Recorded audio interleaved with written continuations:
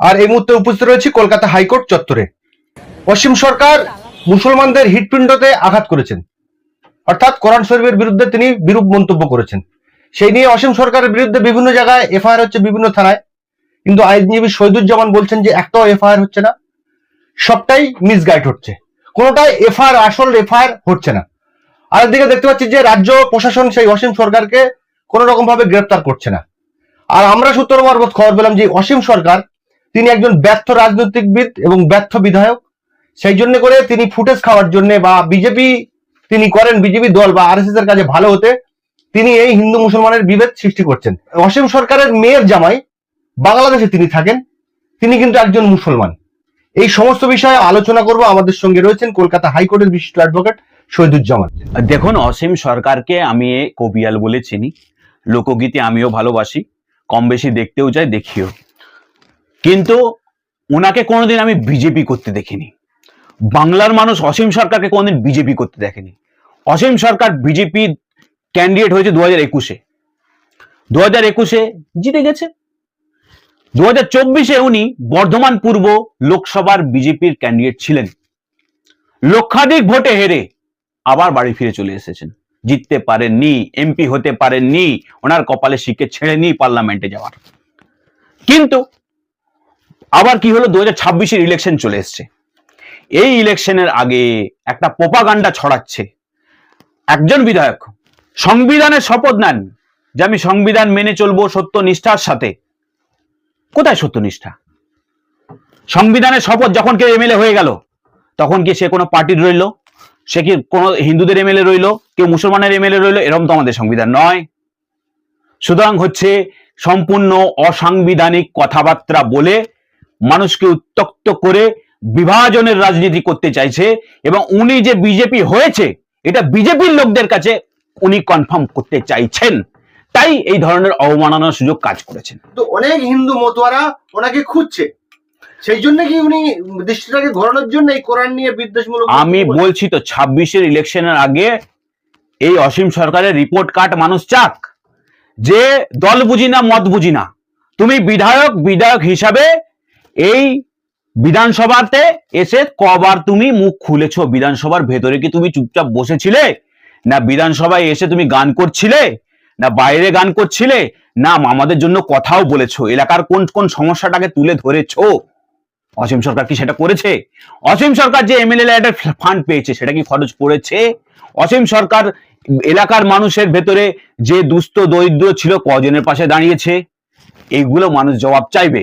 এই জবাবকে এড়ানোর জন্য কোরআনের অপব্যাখ্যা করছে, বাইরের মানুষের কাছে নিয়ে গিয়ে অপব্যাখ্যা করে নিজে হাইলাইট হতে চাইছে, আর একবার বিজেপির টিকিট পেতে চাইছে, আর একবার এমএলএ হতে চাইছে। আমি জানি না, আপনাদেরকে জাস্ট আমি ক্যামেরাম্যানকে বলবো একটা ভিডিও দেখাতে।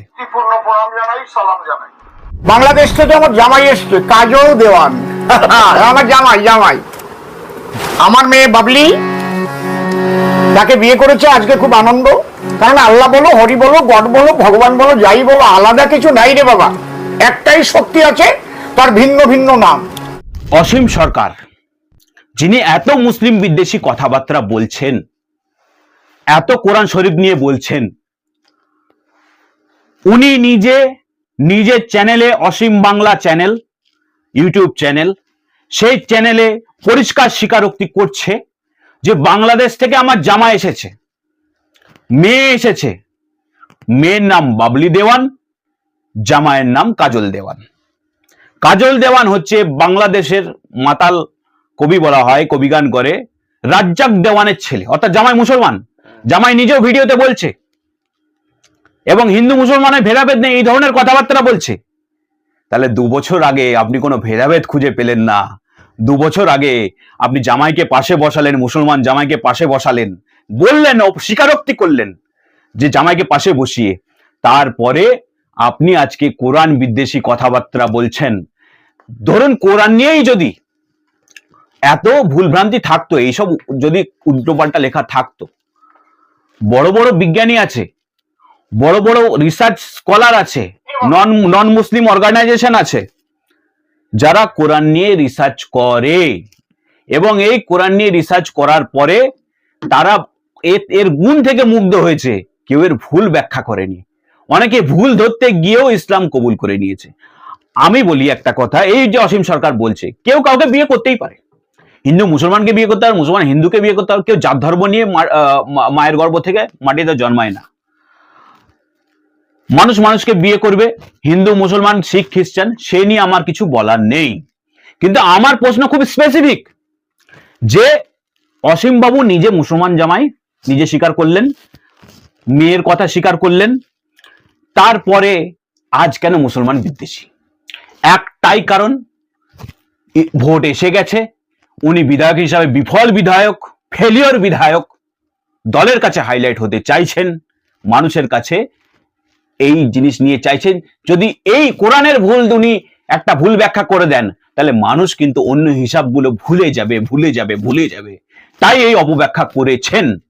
আমি পরিষ্কার বলি, আপনি বলেছেন প্রস্রাব করে দেবো কোরআনে, ওরকম বাংলাদেশ থেকে যখন জামাই এসেছিল, আপনি কি জামাইয়ের মাথায় প্রস্রাব করে বাড়িতে ঢুকিয়েছিলেন? না আপনি যখন বাংলাদেশে গিয়েছিলেন তখন আপনার মাথায় জামাই প্রস্রাব করে বাড়িতে নিয়ে গেছিল, বাংলাদেশে নিয়ে গেছিল? স্পেসিফিক প্রশ্ন। তাই আজ কেন এই ধরনের কাজ করছেন? আপনি করতে বাধ্য হয়ে গেছেন। রাজনীতির আঙিনা, রাজধর্ম পালন করতে পারেননি। অটল বিহারী বাজপেয়ী রাজধর্মের কথা মনে করিয়েছিলেন। রাজধর্ম কাকে বলা হয়? রাজধর্ম জাত থাকবে না, পাত থাকবে না, ধর্ম থাকবে না, কাস্ট থাকবে না, রিলিজিয়ন থাকবে না, মানুষের ভেতরে একাত্ম বোধ থাকবে, সংবিধানের শপথ নিয়ে অসাংবিধানিক কারিগরির কাজ করবেন একজন লেজিসলেটিভ অ্যাসেম্বলির সদস্য হয়ে, সেটা আপনাকে মানায় না। আমি আপনাকে অনুরোধ করব, আপনি গায়ক, আপনি নায়কও বটে বর্তমানে, আপনি এমএলএ, মানুষের কাছে ক্ষমা চেয়ে নিন। এর থেকে বড় কিছু হয় না। মানুষ আপনাকে ক্ষমা করলেও করে দিতে পারে, তাতে আপনি সহানুভূতি পেলেও পেতে পারেন। কিন্তু যে অপব্যাখ্যা করছেন, ভুল টিকেট ডিবেটে বসুন না, যারা ইসলামিক স্কলার আছে তাদের সঙ্গে ডিবেটে বসুন। আপনি সেই বসার হিম্মতটা দেখাতে পারছেন না এখনো। আমি আপনাকে চ্যালেঞ্জ করছি, আপনি বসুন। বিজ্ঞ যারা ধর্ম নিয়ে পড়াশোনা করে, যারা ধর্মের স্কলার আছে, যারা ডিগ্রি প্রাপ্ত স্কলার, এরকম এলিথেলি না, ডিগ্রি প্রাপ্ত স্কলার আছে, তাদের সঙ্গে আপনি ডিবেটে বসুন এবং আপনি এটা প্রমাণ করে দিন। আপনি বিতর্ক তুলেছেন, কেউ তো বিতর্ক তোলেনি, তাহলে আপনি প্রমাণ করে দিন এটা, তাদের সঙ্গে বসে ডিবেটে জিতে যান আপনি, তারপরে আপনাকে বুঝে নেবো আমরা ঠিক কোথায় আর ভুল কোথায়। শ্রদ্ধেয় হরিচাঁদ গুরুচাঁদ ঠাকুর সেই সময় নমশূদ্রদের শিক্ষাঙ্গনে মন্দিরে প্রবেশ করতে দেয়া হতো না। জাতিগত বিভেদ চরম পর্যায়ে ছিল। কোনো টোলে পড়াশোনা করতে দেওয়ার কোনো ওনাকে সুযোগ দেওয়া হয়নি। উনি মাদ্রাসায় পড়াশোনা করেছিলেন এবং মাদ্রাসা শিক্ষায় শিক্ষিত হয়েছিলেন। উনি কোনো কোরআনে ভুল খুঁজে পেলেন না। বিশ্ব হিন্দু পরিষদের নেতা প্রবীণ তোগড়িয়া ছিলেন, আমরা দেখেছি। উনি কোনো কোরআনে কোনো এই ধরনের মন্তব্য করতে আমরা দেখিনি। তপন শিকদার ছিলেন, দেখেছি, এই ধরনের মন্তব্য করতে দেখিনি। জুলুবাবু ছিলেন কৃষ্ণনগরের, ওনাকেও দেখিনি। অটল বিহারী বাজপেয়ী, লালকৃষ্ণ আডবাণী, এদেরকেও দেখিনি। হিন্দু জাগরণ মঞ্চের নেতা, তাকেও দেখিনি। আমি বলি এই লোকটা চরম অশিক্ষিত। পড়াশোনা করার দরকার আছে। এরা পড়াশোনা না করেই আসলে এই বিধানসভায় যাওয়ার জন্য তো আর কোনো শিক্ষাগত যোগ্যতা লাগে না। এটাই আমাদের দুর্ভাগ্য।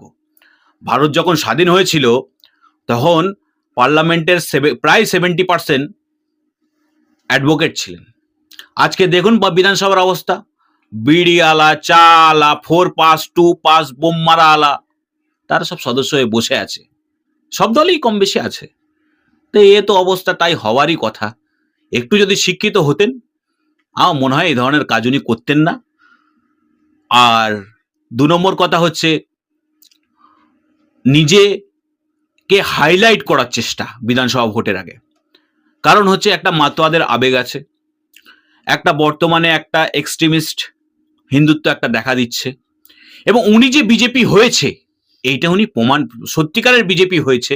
কারণ বিজেপি থেকে তো অনেকে আবার তৃণমূলে পালাচ্ছে, হিন্দু নেতারাই পালাচ্ছে। কারণ বিজেপি থেকে কোনো মুসলমান এমএলএ জেতেনি, হিন্দু এমএলএই জিতেছে, পালাচ্ছে। তো উনি বিজেপির কাছে প্রতিষ্ঠিত হতে চাইছে, তাই এই ধরনের মন্তব্য করছে।